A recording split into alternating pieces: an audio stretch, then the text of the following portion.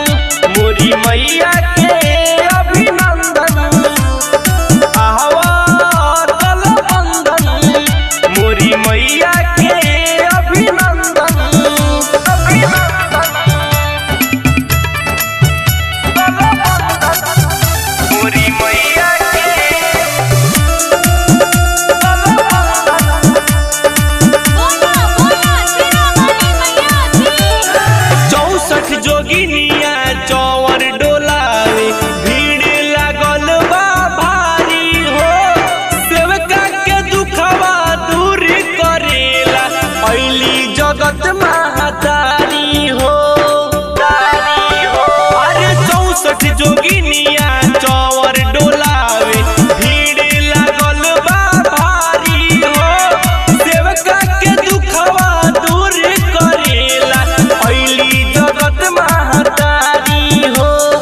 इहे थावे वाली होई इहे मैया काली पपियन के नाश कर माई शेरा वाली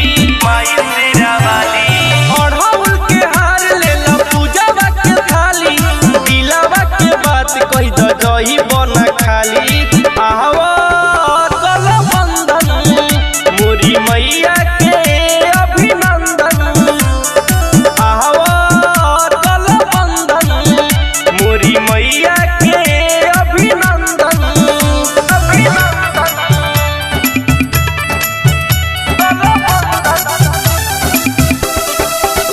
मोरी मैया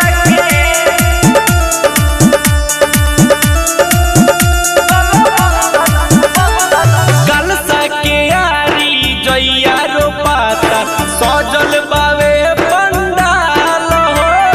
बगवा के अपना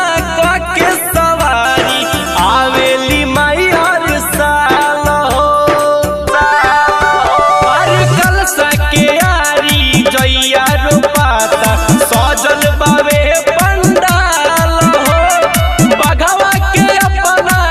के सवारी आवेली माई हर साल हो